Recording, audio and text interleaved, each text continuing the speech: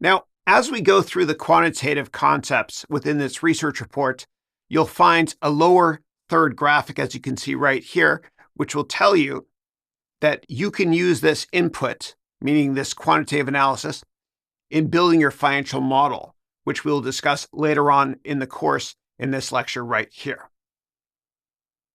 In this section, we'll talk about quantitative research, and we'll use Apple as an example.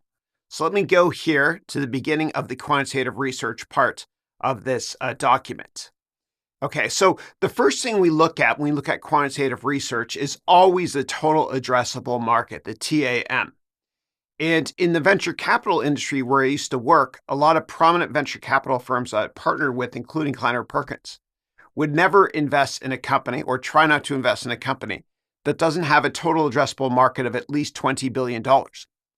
And the reason is because in the unlikely event that a company gets 5% market share of a $20 billion market, then that means it's a $1 billion company from an annual revenue perspective. So what we're going to do is we're going to copy this prompt directly into ChatGPT or any AI product that you're using. And we're going to ask, your task is to find relevant information and calculate the company's total addressable market.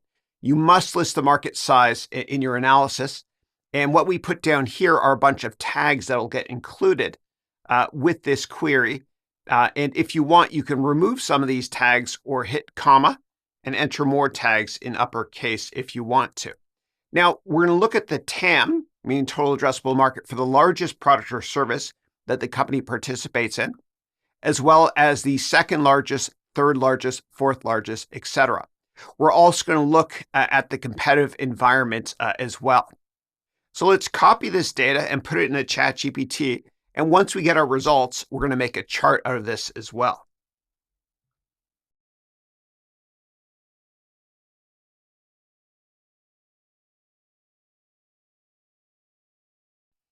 Let's look at the results here, and here are the sources. And if you want more details on the sources, you can always click these links. And we're going to copy these links as well and put it into our research document. Now, if you want to have more up-to-date information, you can run the same query we just did, and you can do it in Google Bard, or you can use Microsoft's Bing Chat, or what you can do is you can click here on New Chat, and you can select Browse with Bing. For educational purposes, I'm not going to be using Bing Chat because it's a lot faster for me to record this using default. Okay, great. So let's look at what we got here. Okay, so it calculated the TAM for the largest product, which is, it looks like the smartphone for the iPhone product. It's a massive TAM of this dollar amount here. Then we looked at the second largest segment, which was other Apple product services now, which is this size here, the third largest, etc. And fourth largest. And what you can do, even if you want to, is you can ask ChatGPT for more details on any one of these items here, the top 5 target markets for them, or total addressable markets.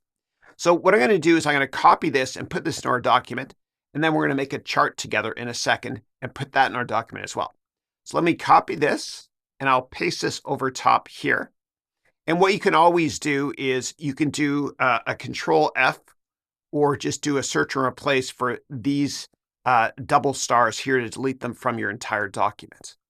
Okay, so we pasted in the details on the total addressable market. Now, there's an optional section here that I added for you, which allows you to add a chart. And here are the instructions.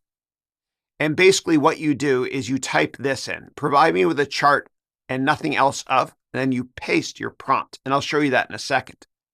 And for detailed instructions on how to put the image of the chart in your document, for Windows users, you can read this. And for Mac users, you can read this. I'm using a Mac right now. The reason why I have instructions here on how to put in an image of the chart is sometimes when you use AI products, you can't just copy and paste a chart. Let me show you what this means. So let me get rid of this. And now we're going to insert a chart right here. So the way we do this is we go to a new chat, and then I'm going to type this. Give me a chart of the following and nothing else. And the reason I'm typing nothing else is because I don't want ChatGPT to provide me with a ton of text. I want a chart and that's it. And if you're not happy with how the chart looks, you can always say, do the chart again, this time make it a bar chart or make it a pie chart, etc. Now let me go into high-speed mode to see what ChatGPT comes up with so we can copy and paste this chart and put it in our research document. And here's the result right here. You can ask ChatGPT to change the colors, change the axis, etc., and it will recreate the chart for you. So I'm going to put this into our documents by selecting it here. I'll go back to to our document here, and you can do this, of course, in the Google Docs version as well. It's the same thing. I'm going to insert a picture from File, this one right here, and we'll put that in. And we are now done talking about the total addressable market. Let's discuss doing research on market growth. In the previous lecture, we talked about the total addressable market. So what we're going to do here is we're going to ask ChatGPT to provide us with the market growth for each product in the company, as well as the total addressable market growth for the largest product, the total addressable market growth for the second largest product, third, fourth, fifth, etc. And then we're going to ask ChatGPT to provide other commentary on the total addressable market growth. So let me copy this and I'll paste this into ChatGPT. Let's take a look at the results now. All right, so we've got the total addressable market growth for all the major products or services that the company participates in. I don't see the growth here for iPhone. So I'm going to ask ChatGPT for more details on this so we can create a chart of this as well. We've got the total addressable market growth for Mac here, the PC market, wearables, iPad. Okay, so let's submit it again and say, give me the growth rate for the iPhone as well. Do it again, but this time include the percent growth for iPhone as well. And let me fix this typo here. All right, let's take a look at the results. I'm happy with the growth rate for every product here, except for iPhone. It's showing 5G smartphone shipments were up that much. And 5G is relatively new as of recording this video. So I'm going to do it again. And I'm going to say, show me iPhone growth, not just 5G. Do again, but don't show 5G growth. Instead, show iPhone percent growth. Much better. It says here 5.9% for iPhone. And again, this detail here is a bit dated. You can always do a search within ChatGPT using Bing within ChatGPT so you can get more up-to-date information, or you can do the same thing in Google Bard, or what you can do is you can use Bing Chat. So what I'm going to do is really quickly, after this is done, I'm going to do the same analysis directly in Bard as well as within Bing Chat. All right, so I'm happy with these results here. Great. All right. Let me go over here to Bard and we'll try the same thing. Paste. And sometimes you actually have to do Command-Shift-V to paste the text and not an image. Okay. Submit. And this will give us more up-to-date information as well.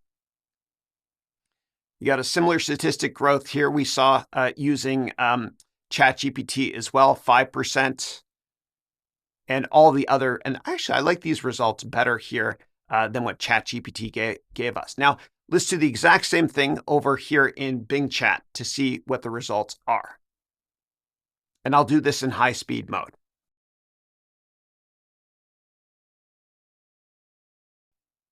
And here are the results here for Bing Chat. Not as good as using ChatGPT or Bard, as we don't see the year-over-year growth rates for each individual category here, only some of them.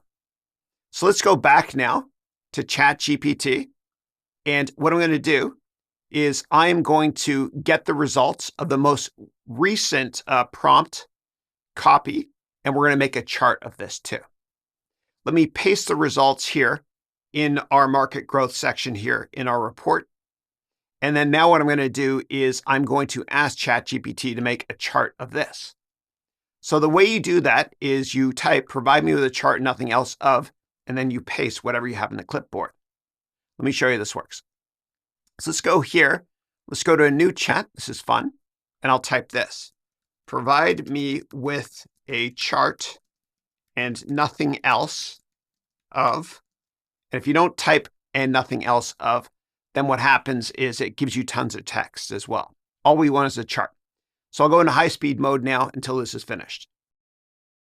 And here's the results. TAM growth, total addressable market growth for each sector. That looks good to me. This is correct. iPhone is much lower. All right, so now what I'm going to do is I'm going to quickly put this into our document. Go back here. And what I'll do is I'll get rid of the instructions here for how to put in a chart. And I'll insert the chart here.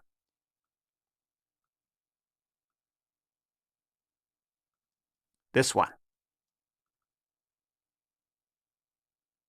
And that's it. And what you can always do is you can crop the image a little bit to get rid of this line. You select here, then crop, then you just drag this over slightly. There we go. And that's it. And we're done with the market growth. We can always pre this up to get rid of additional commentary that ChatGPT entered for us that we don't need.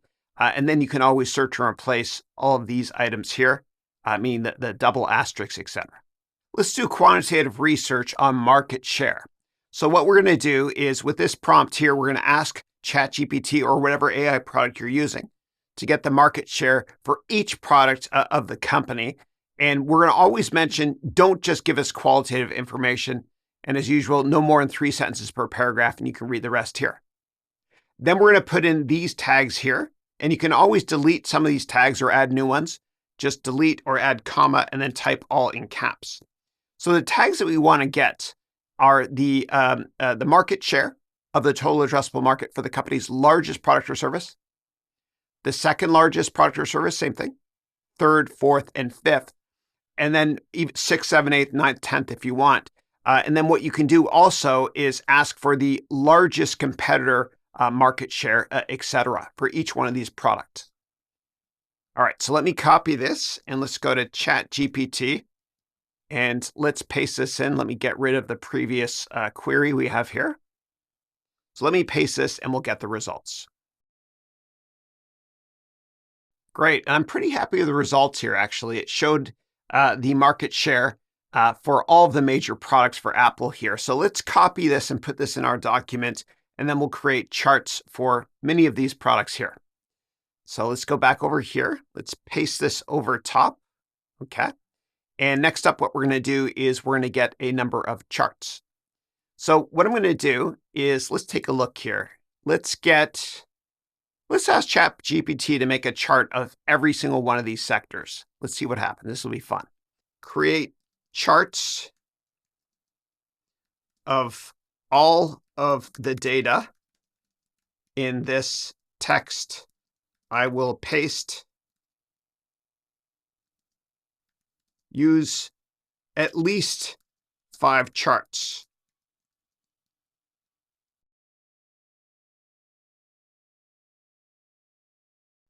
All right, let's take a look. I asked for 5 charts, but this is good enough here. That's not bad, actually. So what I can do is I can copy this and paste this in our document. We can even ask ChatGPT to do this again, but show us with multiple colors instead of just greens, because it's kind of hard to read. So let me actually do that again. So I'll type here, do that again, but use colors and not just green shades.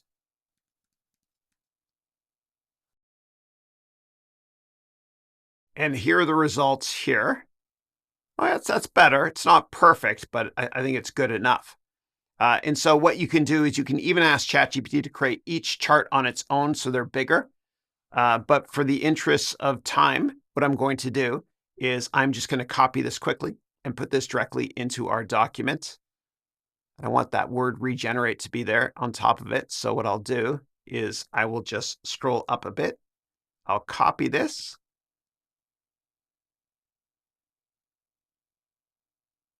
and we'll put this into our documents. And let me get rid of the instructions for the chart here.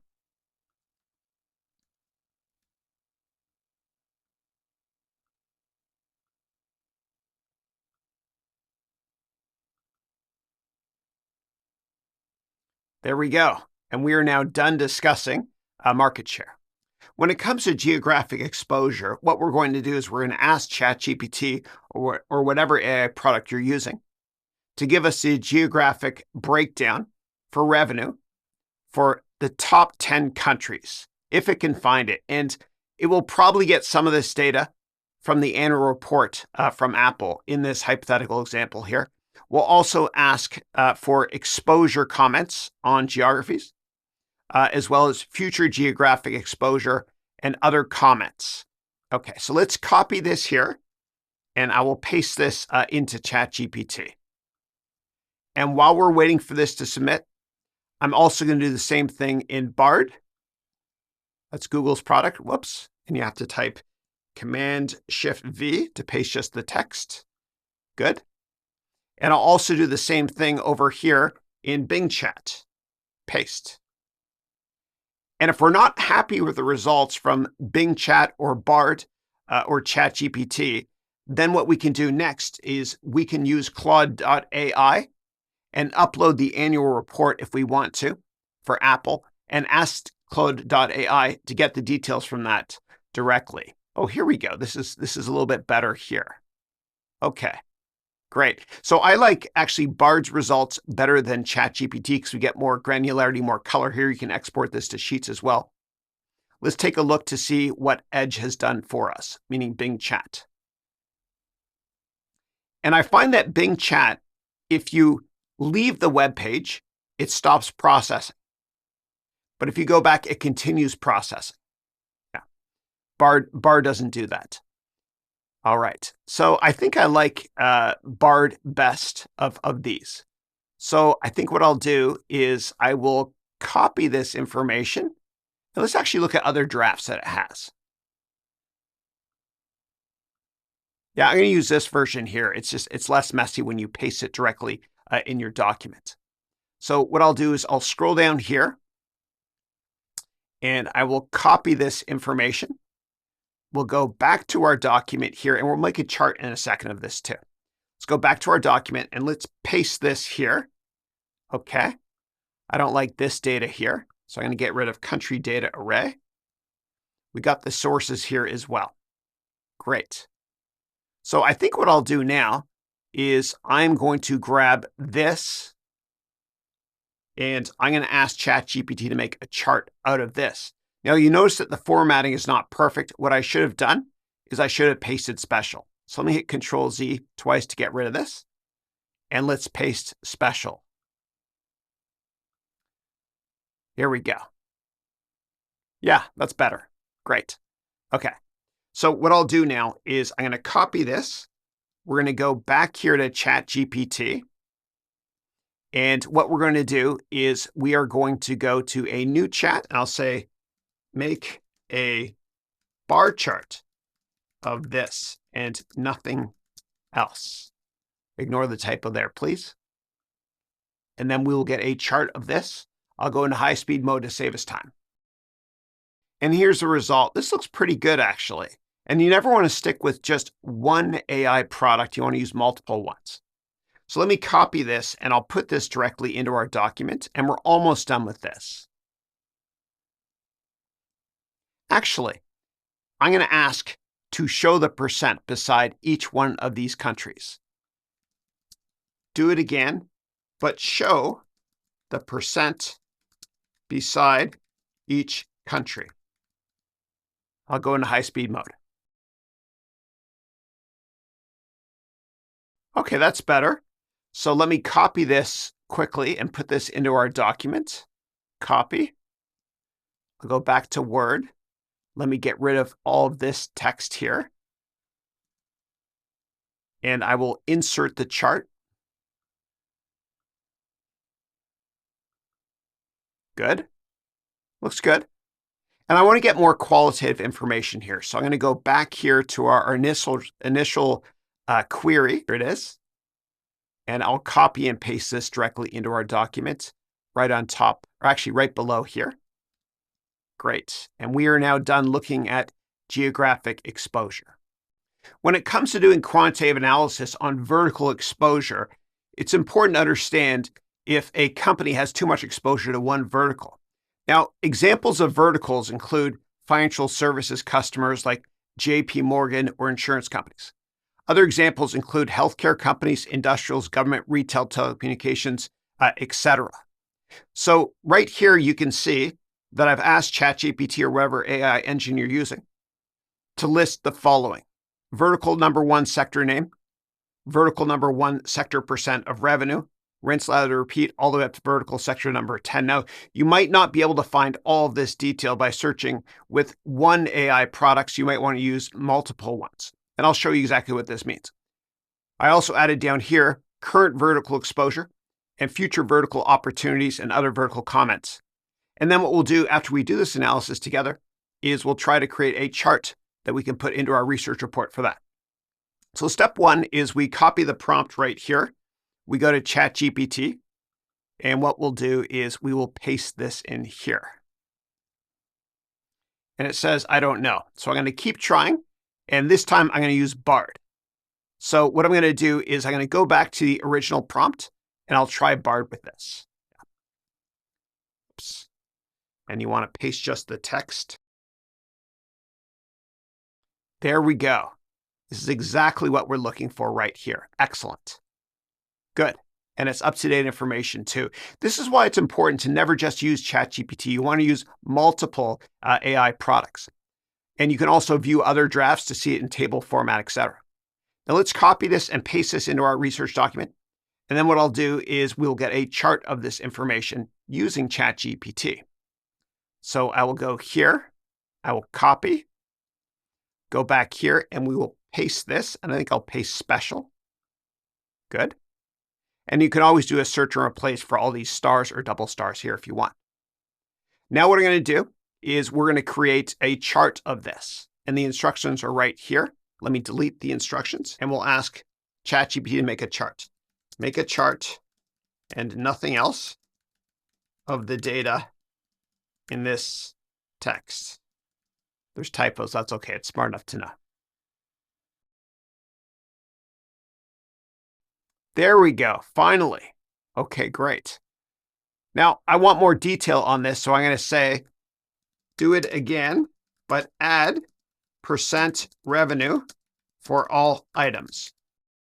Okay, it's not perfect, but it's good enough.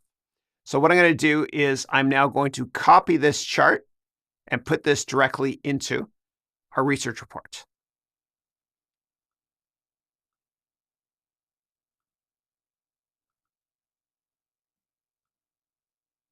And what I'll do is I'll crop this top part here so I can't see that top line.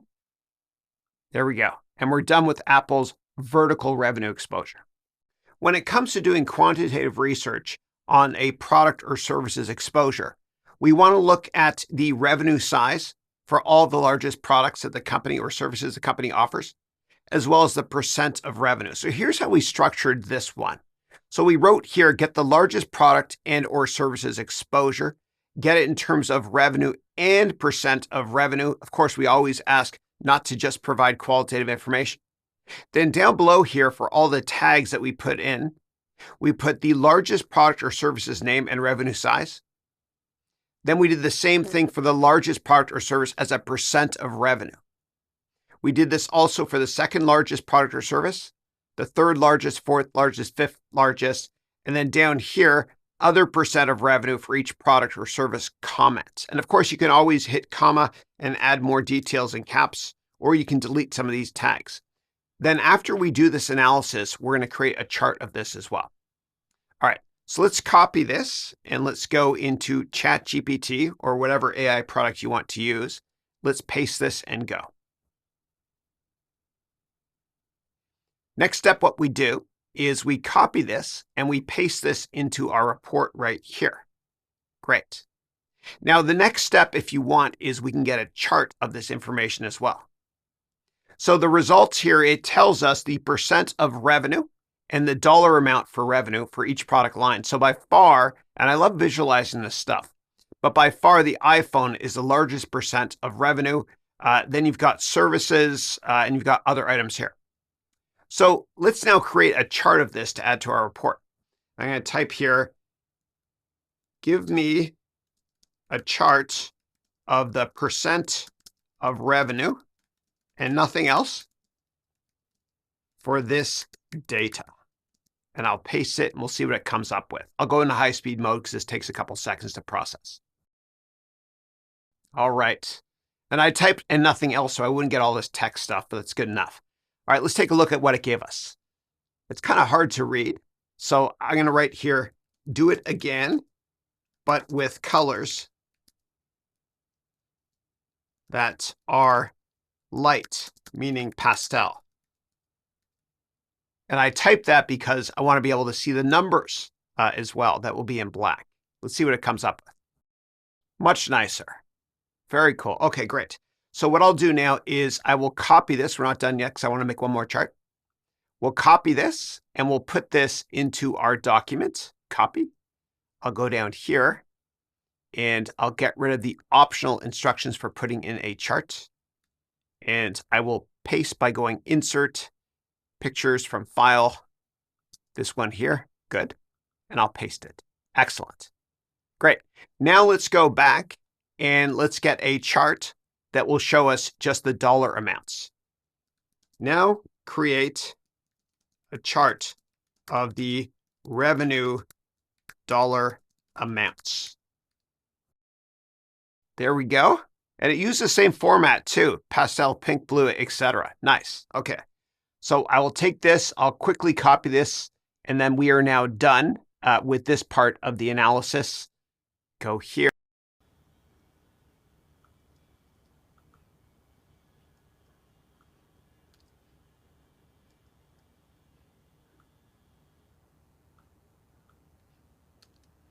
And we're done. From a quantitative analysis, it's very important to also look at foreign exchange exposure, especially something called constant currency growth. So what happens is, as we know, companies that are big like Apple do business in many countries. And so what can happen is if the US dollar, which is how they report their earnings and revenue, if the US dollar falls a lot, then when they repatriate meaning bring home profits from other countries, it's more.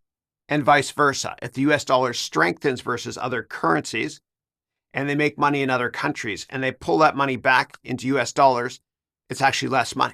So what we're interested in is a couple things. We want to understand what the exposure is to different currencies and what the constant currency, meaning normalized growth, is, or revenue and earnings numbers are. So the way we do this is we write here, get foreign exchange exposure. And then we said, get it in terms of exposure to different currencies in different countries. You must provide numbers. Discuss revenue growth in constant currencies and mention if the company has hedging policies to offset currency volatility. What this means is companies use derivative instruments to offset wild swings or volatile swings in currency and commodity numbers impact as well. So sometimes companies, what they'll do is they'll use derivatives to perfectly hedge currencies so that if currencies move a lot, it won't impact their financial results that much. So let's copy this and paste this directly into ChatGPT. If you want, you can add additional tags down here in caps. And if the data, if we get a lot of numbers, we might want to chart that as well. So I'm going to paste this here. And while that is being calculated, or the prompt is being generated, I'm going to go to Bard and do the same thing here. Submit. Then I'm going to go over here to Bing Chat and do the exact same thing here. And we'll come back to these in a second. Now with Bing Chat, you have to stay on the page for it to process. It's a smart way for them to not spend too much money on GPU access, etc. in the cloud. All right, let's see what Bing came up with. I love the fact you've got all these sources here listed, 10 more, so there's 14 sources in total. If we look through the number here, let's see if it gave us the answer we're looking for. It told us percent of revenue from international markets. That's not helpful. I want hedging stuff here. Here we go. It increased its notional FX derivatives to 176 billion. which was this amount higher than it was before. Okay, they're using more hedging. But let me go back now to see what Bard came up with. Okay. Significant exposure. 58% of revenue came from outside the United States. This will definitely move the needle for them. Okay, so we actually see here the revenue exposure in the top currencies. It's exposed to the Chinese yuan or renminbi, the yen, other currencies, etc., and the euro, of course. Let's see here if they got constant currency. Oh, this is what I want. Good. All right. 8% constant currency growth, despite a 2% headwind from FX fluctuations. This might be the best response so far. Let's see what ChatGPT has come up with here. Okay.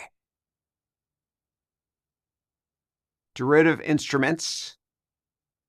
Okay, good. This tells it to us actually in a lot more detail. I'm going to use a combination of ChatGPT as well as Bard in my answer. So I'm going to copy this. We're going to go back to paste it in here. And because it's Bard, I'm going to paste, actually this, I don't have to paste special for this one. Good. And then what I'm going to do is I'm going to grab part of the data from Bard here. Okay. And you can even export this to Sheets if you want to. Okay. So I think what I'll do is I'll just copy all of this data here and then paste special. So I'll copy. Good. And then I am going to paste special down here below my other sources. Whoops. Down here. Good.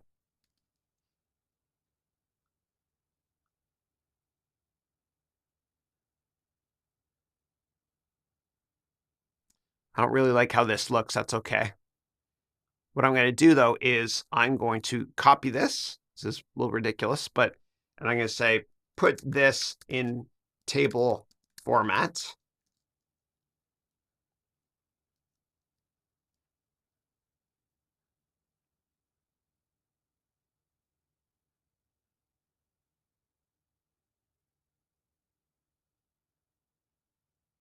Okay, good. And actually, what I'll do is I'll just copy it this way. This should work. You can paste it like that. Or what you can do is you can go to paste special like this, and then just use tabs to play around with the data if you want to. But I think this is good enough from an education perspective to explain how all of this works. Then what you can do if you wanted to is you could highlight this and then go to ChatGPT and ask ChatGPT to make a chart out of this. Let's discuss getting quantitative research when it comes to the ASP, meaning the average selling price, and volume. And whenever you're doing financial research on a company, if you can't find the number one driver, meaning what makes revenue go up or down, then you can always default to are prices increasing and is volume increasing? And that's usually a pretty good proxy, especially with cyclical and commodity-based companies. Let's copy this here directly into ChatGPT and see what it comes up with. All right, we got the results. Let me turn off the air conditioning here. And let's check it out here. Okay, it did the job. It told us the ASP, average selling price, as well as the volume. Okay, good. We got Mac, we got iPad, we got Apple Watch, and we got AirPods as well. Okay, great. And the sources at the bottom. So I'm going to copy this and we'll paste this directly into our document. And let's see if we can get a chart out of this as well. And I'll type this. Make a chart and nothing else for, and I will paste this here and see what it comes up with. Okay, and here's the chart here. So what we can do is we can copy and paste this into our document and crop this into two different images. I'll show you how really quickly. Let's go back here and let's delete the instructions for how to make a chart here using ChatGPT. Good. And then what I'll do is I will insert this image here. Insert pictures from file. This is the one here. I'm going to break it up into two though. All right, so here we go. And what I'll do is I will crop this image so we can see it a little bit better if we make it bigger. There we go. I'll make this bigger. And then I will copy this down below, and we'll do the same thing by cropping to get the other image. So I'll go here to picture format, crop, and we'll move, oops, try it again. Picture format, crop, and we'll move it over 3 times the charm. Here we go, good, great, excellent. And let's make it smaller so we can fit both on the same page right here. And of course, you can add your own titles and your own headings as well, header 1 or 2 if you want to. I'll just leave it this size here. And then when you insert the heading, you can write here ASP chart for Apple. Let me do it here. ASP for XYZ products. I just want to show you how this works. And then what you can do is you can highlight this. It works the same way in Google Docs. And then you select heading 3. And then when you repaginate your table of contents, this will be added as well. Let me click undo a couple times. Great. Okay, great. So we are now done discussing the ASP, meaning the average selling price and volume. Now that we talked about the average selling price for a product, meaning revenue for one product, let's talk about the expenses, meaning cost of goods sold, to make 1 unit. And this is cost of production. And so what I did here was I put a bunch of tags down here below that we can use in our prompt for cost to produce the largest product, second largest product, third, fourth, sixth, all the way up to 10th, if that data is available. Highly unlikely it's all available, but I wanted to include more for you here, just in case the company you're doing research on discloses all of that. You can even gut or delete half of these if you want to and add your own. So let me copy this, and we'll paste this into ChatGPT, and let's paste this and see what it comes up with. This response blew me away. It actually gave the 10 largest products. The smallest one is accessories. Actually, when the iPad first came out, 50% of the profit that Apple generated on iPads was from the cases they sold. You know, those overpriced $50 cases. Amazing. Look at the markup you've got here on AirPods. Unbelievable. All right. So now what we're going to do is we're going to copy this and put this into our document. And then we're going to go and get a chart for this. So we'll go to new chat, and I'll type here, get me a chart and nothing else for, and I'll paste a special this. There we go. Here's our chart. Not bad. All right, we'll just copy this quickly and we'll put it directly in our document. Of course, you can ask more questions like space it out nicer, put the dollar amount beside each, etc. if you want to make a better version of this chart. So let me copy this and we'll paste this into our document and we'll be done with this part of the due diligence process. Let me get the instructions here. Good. Whoops. And you can click this as well if you don't want to delete the page break here. So I'll take this here, delete, insert, picture from file, chart here. There we go. Great. And we can hide all the formatting, and we are now done with cost of production. Let's talk about quantifying inventory from a research perspective.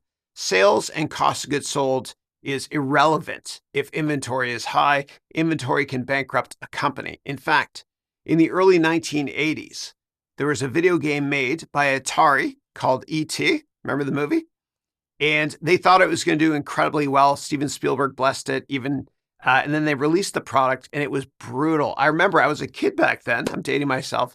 My dad bought it for me for Christmas and it was terrible. You were basically E.T. chasing around an M&M or Reese's Pieces, whatever you call it. It was so bad. The reason I mention this is because what they had to do was they had to bury hundreds of thousands of cartridges in the desert. They made great documentaries about this as well. So inventory destroyed the entire video game sector, back in the early 80s. And then Nintendo came out with their 8-bit product and everything changed after that. They dominated the market for a while there. All right, so what we're going to do is we're going to copy this directly into ChatGPT and we'll see if we can get detail on inventory. And if you want to take to the next level, what you can do is you can ask for the year-over-year change in inventory, but that's more of a balance sheet current assets analysis. All right, let's check out the results here. Okay, Inventory was this amount. We care about something called inventory turnover. And I'll explain that in a second. Let's see if it covered that. Inventory turnover. It's got to be in here somewhere. Here it is here. Okay, great.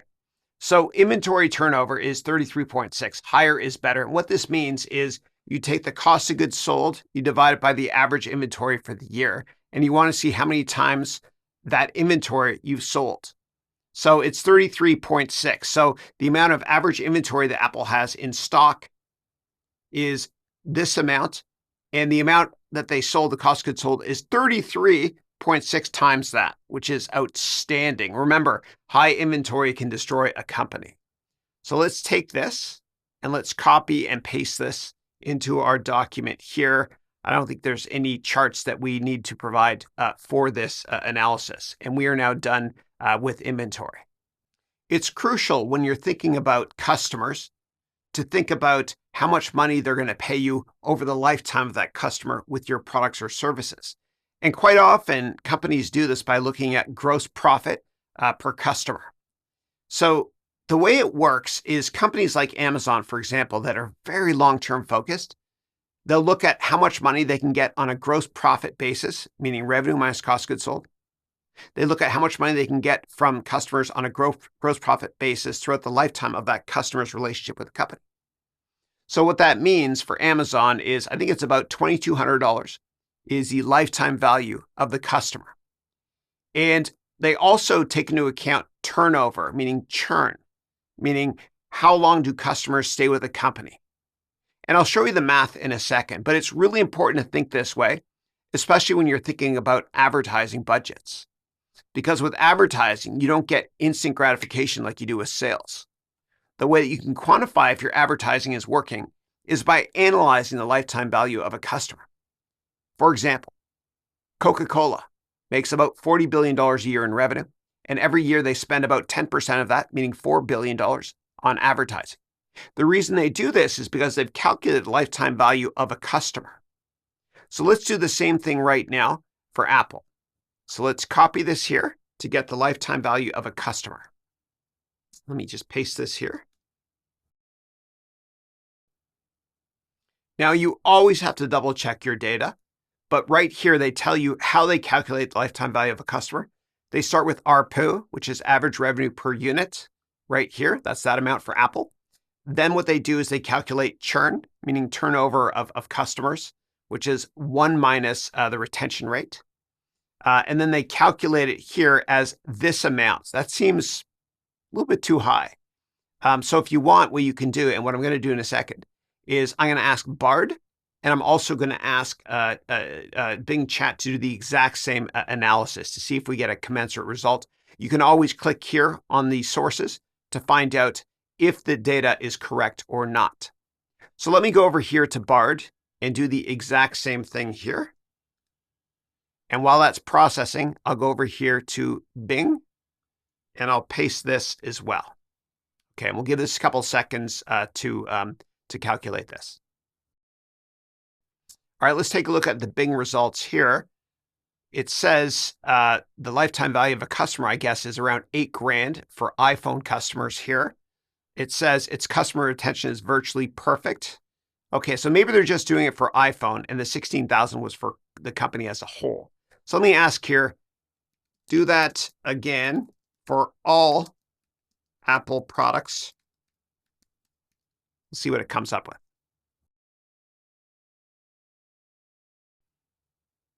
All right, lots of sources. We've got 25 sources right here.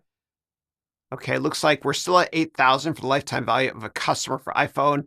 iPad, it's got some statistics here as well. MacBook, there's not much value in this comment here. Same thing with the other products. All right, let's see what Bard came up with.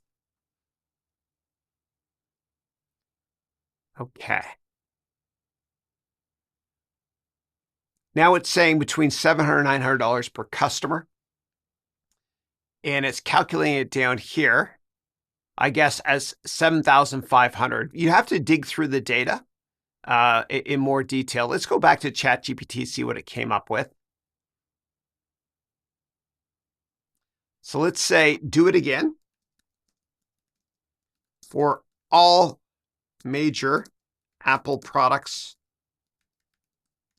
and then give me the bottom line, lifetime value per customer. I made a typo too, but ChatGPT is smarter than me. Okay, I like this response better. I don't like the bottom line though, but we can look at for each individual product. So the iPhone, you've got here, let's see here, the lifetime value for iPhone. That's a little bit high for me, but it gives you all the data points. And maybe before, when it gave you the lifetime value of a customer of around this amount here, it just took it for Mac. So caveat emptor, buyer beware, you always have to do your own research and always double or triple check the data here. Now, what we can do for now is we can copy this and put this into our report here. And you can do more research yourself to see if this makes sense or not. Sorry for not giving you a better response. There's a lot more to it though. What I'd probably do is this. I'd probably delete the aggregate amount here. And I would just stick with the individual lifetime value. And it's interesting because here the churn rate is a lot higher. Retention rate is 60% for AirPods. They're not as brand loyal as they are for other products like the iPhone. People are very brand loyal when it comes to iPhone. Look at this, 90% of retention rate. Let's talk about customer acquisition costs, which is also referred to as CAC. As it states, this is how much money it costs you to actually get a customer. Now, for companies that predominantly sell online, we look at this closely. And so I sell online courses, online MBA programs, etc. And so whenever I run a Facebook campaign, for example, I try to make sure that, of course, my cost of acquisition per customer is way lower than the average revenue per customer. And a very good rate that we've humbly gotten is for every $1 we spend, we get $8 in revenue. And so that's a very low cost of acquisition cost. That's, I think it's 12.5%. Let's see what we can come up with for Apple here.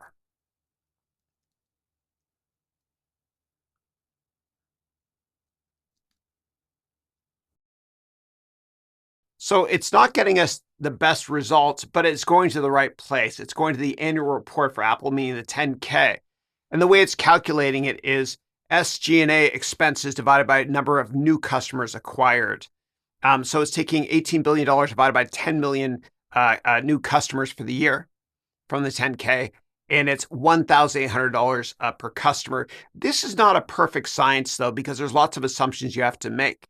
So some companies, when they report their expenses on their income statement, they give you sales and marketing, and then G&A, general and administrative expenses, separately. Apple combines them. So what's being lumped into here is also general and administrative statistics for the company. So what we can do is we can try this again using a different AI product. So let's go to Bard and see what we come up with here. This seems more realistic to me. It says, and we know that Apple doesn't publicly disclose its cost of acquisition, but analysts, of course, you'd have to do a search for which analysts calculate the cost of acquisition at $110 per customer. And so I guess what we can do is we can copy this and put this into our report, as that's the best answer we can get at this point. And I always pay special whenever I copy from Google Bard to get rid of the formatting issues. And I'll get rid of this information here because there's nothing really helpful for us to chart for this analysis. One of the biggest risks with companies is too much concentration or percent of revenue from a single customer. And we refer to this as a 10% rule. And quite often for companies that are publicly traded, when you listen to the earnings calls, when the analysts get a chance to ask a question, the analysts will ask questions like, did you have any 10% plus customers in the quarter? You never want to have more than 5% of revenue exposed to any one customer. And that's just what I use. Similarly, whenever I manage money professionally or for myself, I make sure that I don't have more than 5% of my capital invested in any one stock. You don't want too much concentration from a risk management perspective. So what we've done here is we wrote, get the customer segment or concentration, largest customer as a percent of revenue, And I added down here, customer as a percent of revenue, largest customer, second largest, third, fourth, fifth. It's highly unlikely we'll be able to get this data for Apple unless it was publicly disclosed on an earnings call. Now, Apple is a massive company, so they probably don't have any customer concentration issues. But for smaller tech companies that are publicly traded, or any company that's smaller is publicly traded, there's a good chance that they have large customer concentration, which poses a big risk. Now, if you can't find this information for the company you're doing research on using ChatGPT, a better solution might also be to use Claude.ai. And when you use Claude.ai, you can upload files that are up to 10 megabytes, massive PDF files, and you can upload 5 files at a time. So theoretically, you could upload 5 of the most recent annual reports, meaning 10Ks, and ask about customer concentration issues in those 10Ks. And if it's a material risk, the company has to disclose it. Let's try it for Apple.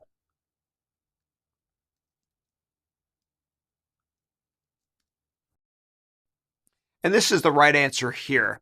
It says that it can't find the information. Of course, Apple doesn't publicly disclose it. If it was a risk, they'd have to disclose it, right? But because a lot of Apple's customers are B2C, meaning business to consumer, go into the Apple store and buy products, nobody's going to be more than even 1% of revenue, not even close. But what I'm going to do is I'm going to copy this and paste this in my document right here. And when you're doing research on smaller companies, this will definitely be a much bigger risk, customer concentration that is.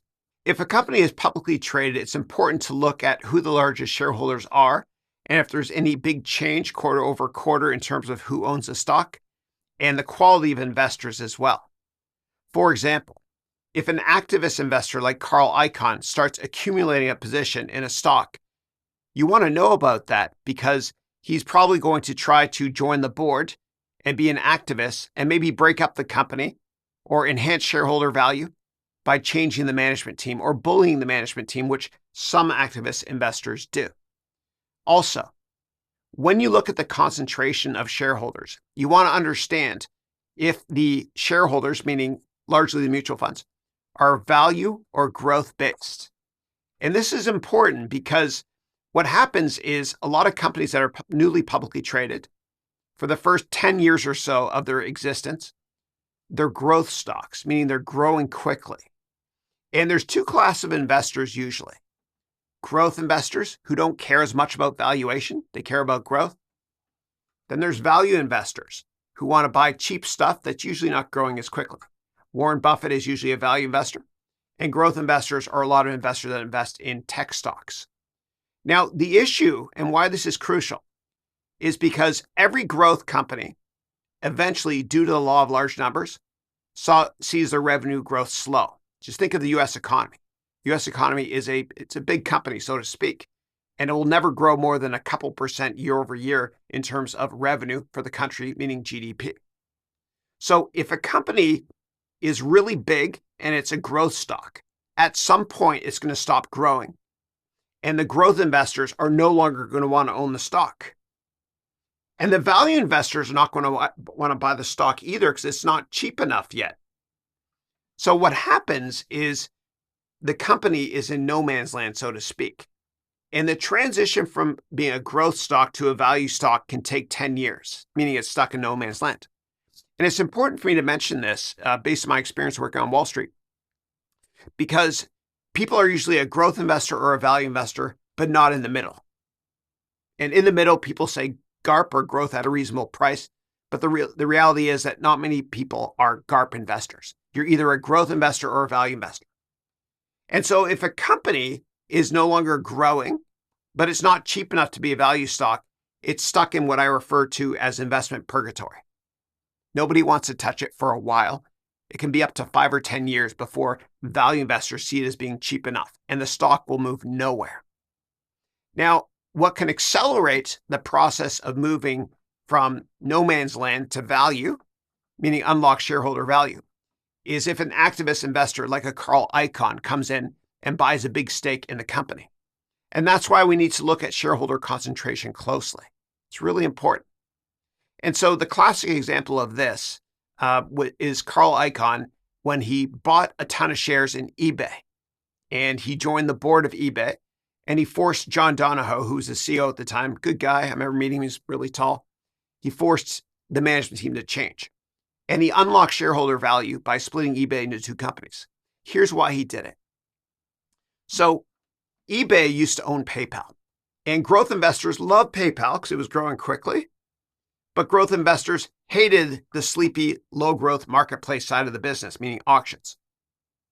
Value investors love the auction side of the business, meaning core eBay, because it's somewhat counter-cyclical, but they hated the growth side. So nobody wanted to own the stock. It was stuck in no man's land, in investment purgatory.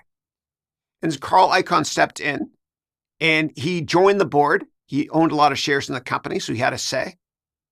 And he forced the company to break up into two companies, one being PayPal, which growth investors loved, the other being eBay itself, the auction business that value investors loved.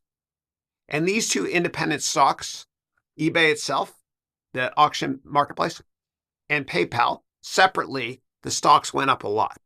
So it's important to always keep track of what the concentration of investors is.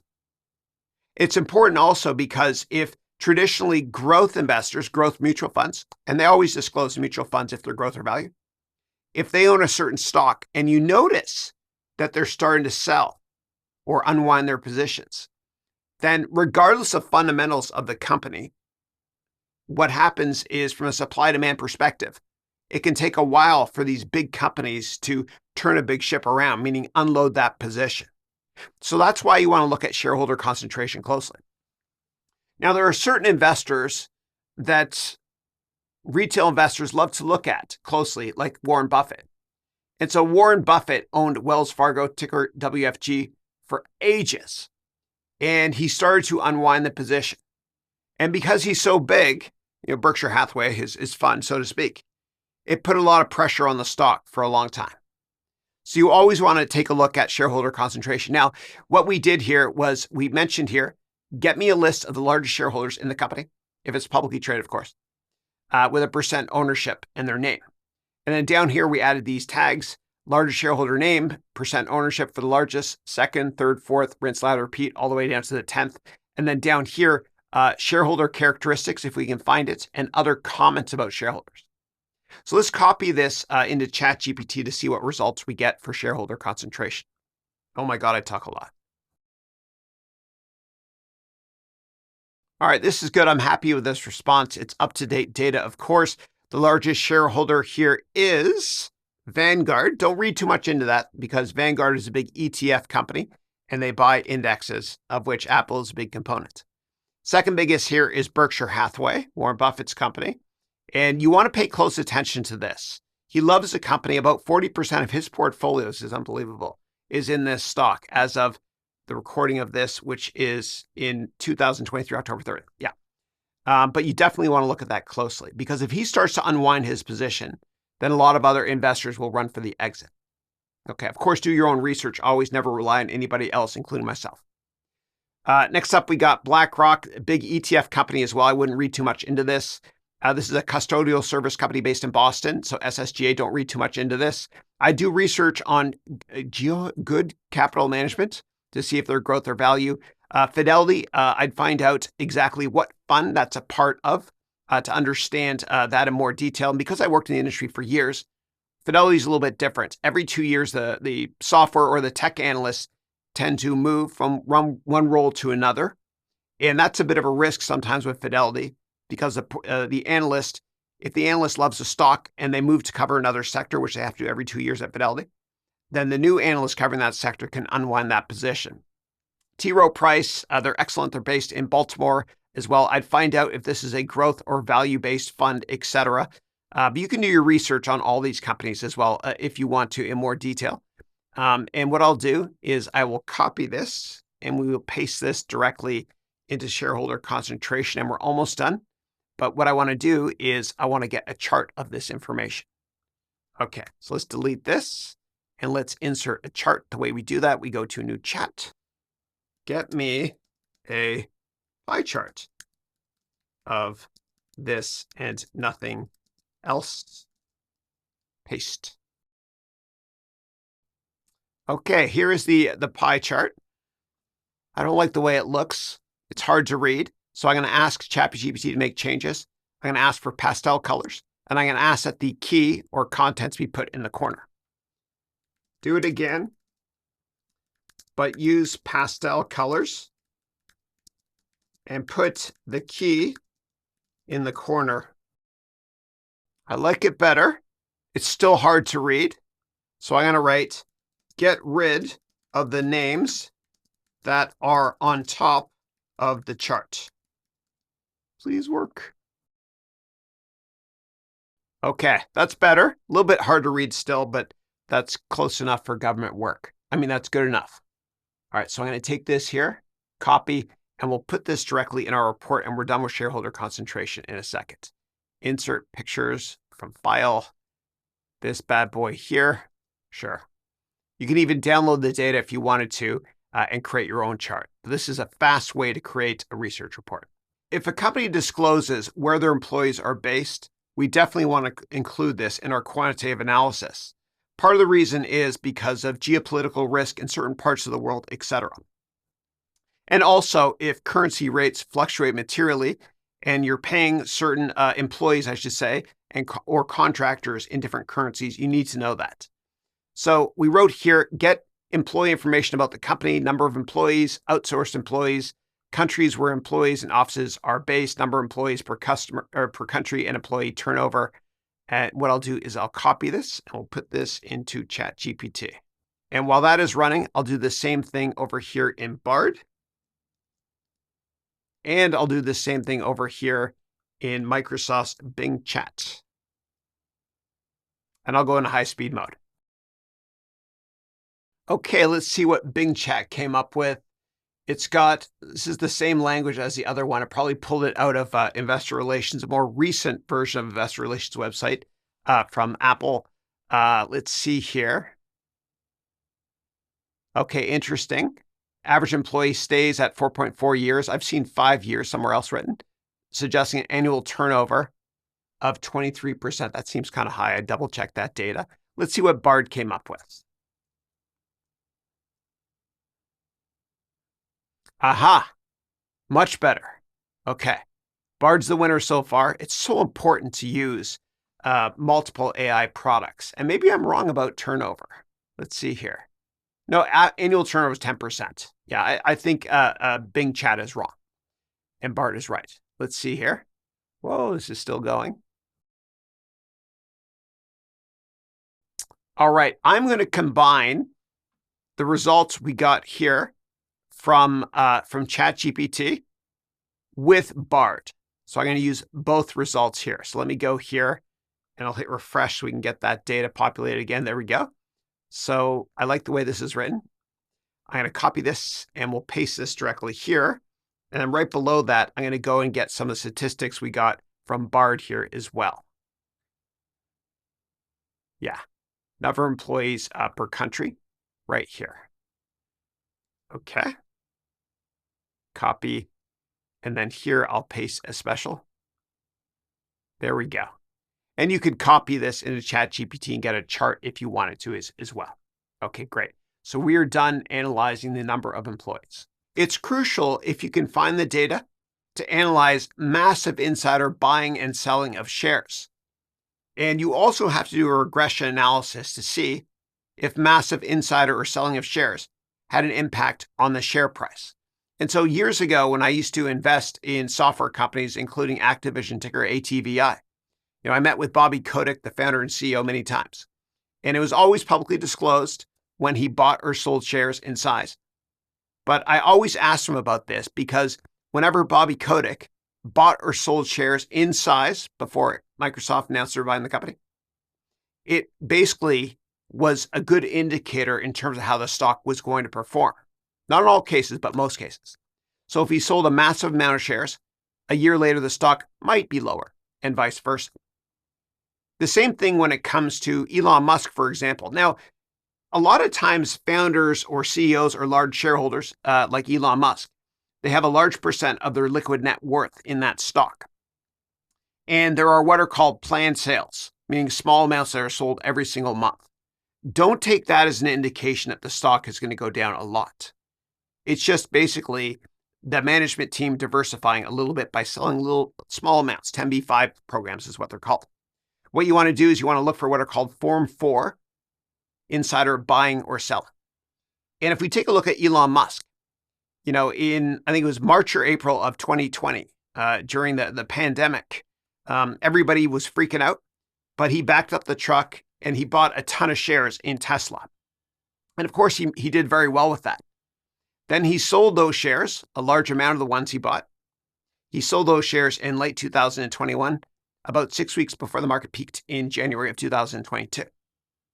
And so from a behavioral finance perspective, you need to analyze when there's large insider buying or selling, and then you need to do what's called a regression analysis to find out if there's a correlation between massive insider buying and selling and how the stock performed.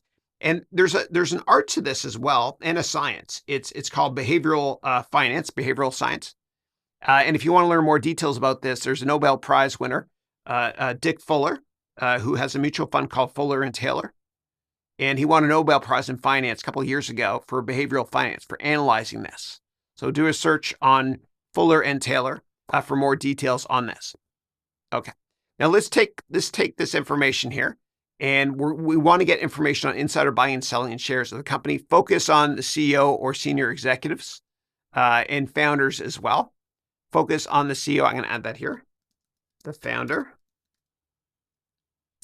Okay, and let's copy this, and we'll put this into ChatGPT to see if we can get some kind of a pattern.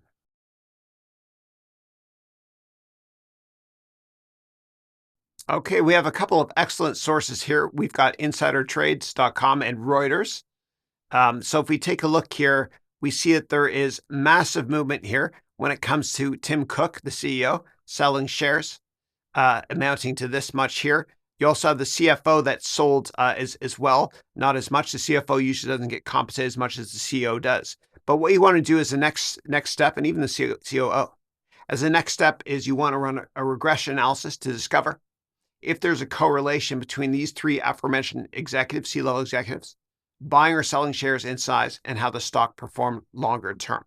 So what I'll do is I'll copy this and I'll put this directly into ChatGPT, and I'll get rid of this part here because we're not going to provide a chart for this. It's important to analyze global GDP growth as well as revenue growth for a given company to see if there's a correlation. And different companies in different industries are impacted more so than others when it comes to the cyclical nature of the global markets. So think of GDP as revenue for a country, and we want to see if there's a correlation between revenue of a country or the world and the company itself. And so certain sectors are more impacted than others. So if you invest in machinery companies like Caterpillar, ticker CAT, or Komatsu in Japan, you'll see that they make a lot of money when times are good and the economies globally are growing, but they lose a ton of money in economic downturns. And obviously this can help you a lot analyzing this from an investment perspective. There's other companies that are somewhat counter-cyclical, including certain healthcare stocks. A lot of healthcare companies are counter-cyclical because people still get sick during recessions, and sometimes even more sick. You can also look at staples, consumer staples companies. People are still going to buy products like Campbell's Soup, ticker CPB, when times are good and when times are not. But the bottom line is you want to look to see if there's a correlation between global GDP growth and revenue growth for a given company. Let's see if we can find a pattern here when it comes to Apple. This is tricky to get. So one of the data sources here is the World Bank. Doesn't get any better than that when it comes to economic growth numbers and statistics. You can also go to the IMF's website, which is great for that. And so what you can do is just read through this to see if there's a correlation between global economic growth and Apple's revenues. I know that Apple, it says here, is very much tied to growth in China as well. These are the two largest markets for Apple. So if China were to go into a severe economic downturn, of course, it would materially impact Apple more than probably most other tech companies because the exposure that Apple has to China, for example. So let me copy this and paste this into global GDP impact on revenue. And we are now done analyzing global GDP when it comes to revenue for Apple. As a follow-up, what you want to do also, if you can, is get the economic data, meaning GDP growth of China and the United States and other countries, and run a regression analysis versus Apple's revenue growth historically. When analyzing companies, especially social media companies, if you can get the data for daily active users and monthly active users, you want to get this data and see if there's a correlation between revenue growth, profitability, etc., and those two aforementioned data points. So there's daily active users and monthly active users. And social media companies like Meta will release this type of information, or Wall Street analysts will try to calculate this. And you want to measure this closely because it can have a big impact on revenue growth for the company. And so what we can do is we can take a look to see if there's daily active user and monthly active users for Apple's product. Probably not. Maybe Apple releases some of this information, or analysts try to forecast this information from Apple Music, for example. But if you can find this, you definitely want to analyze this data as well. So let's try it out here. Wasn't helpful. I'll try quickly with Bard, and then I'll try also with Bing Chat.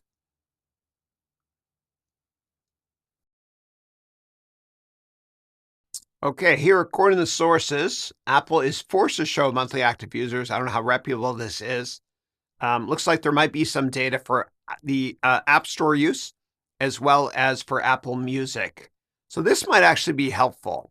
So what I'm going to do is I'm actually going to copy this information, and I'll paste this into our documents.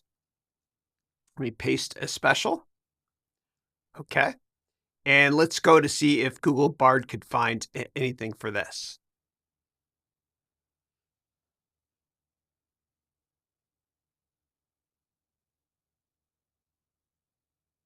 I don't know if I believe this data. I mean, I guess we all use our iPhones every day, but iPad, who knows?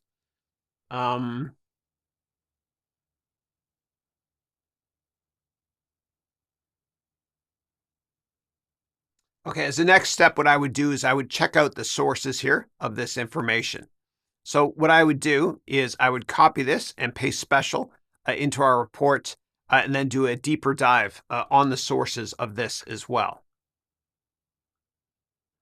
And again, this is much less relevant when it comes to companies that are not pure play internet companies. Apple's not a pure play internet company, but it would matter much more to companies like Snapchat, for example, as well as Facebook, as the Wall Street analysts tend to look very closely at Mao and Dow.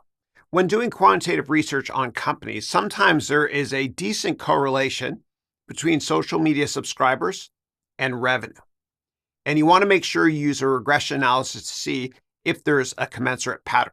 So in this case, what we're doing is we're asking ChatGPT to come up with how many followers does the company have on all major social media platforms like Facebook, YouTube, Instagram, LinkedIn, Twitter, now called X. If it has this data, you want to take note of this to see if there's a correlation between social media subscribers on different platforms and revenue growth.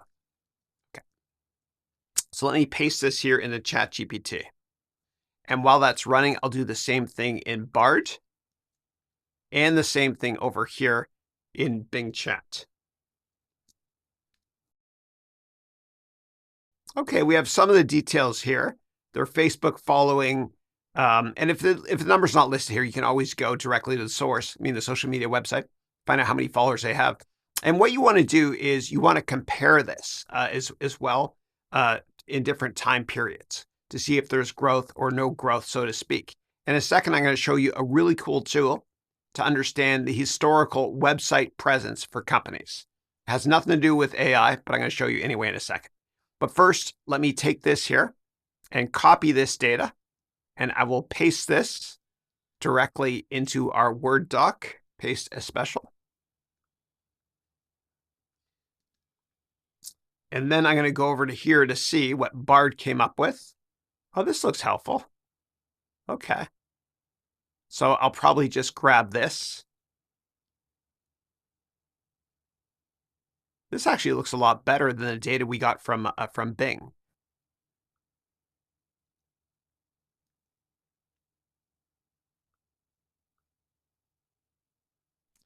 Here we go, and you'd have to pretty up this data here, obviously. And let's see if ChatGPT got some statistics for us. No, it didn't. That's right. Okay, so what I want to show you is something called the Wayback Machine. So you can look at historical websites, and this can really help you with due diligence to understand what companies looked like over the years in terms of a snapshot of their product offerings, especially if you're starting a company and you're small and you want to compete with bigger companies. So what I can do is for Apple, let's go to apple.com. And this works for almost any website too. This is powerful. So you can go all the way back here, even back to the 1990s if you want, to see what Apple's website looked like then. And this is helpful if you want to really understand a company's go-to-market strategy before they launch products like the iPhone 1, 2, or 3. iPhone, of course, 1 was released in 2007. But let's go back to 2001 just for fun. And let's go to March 1st, 2001. I think the iPod was out around then. Maybe not. I can't remember. The older I get, the better I was. But this is what the company's website looked like back then. Anyway, you can do an analysis like this on any company if you want to understand their historical go-to-market strategy, etc. It's not an AI product, but it's so interesting to talk about, so I had to mention it. Thanks.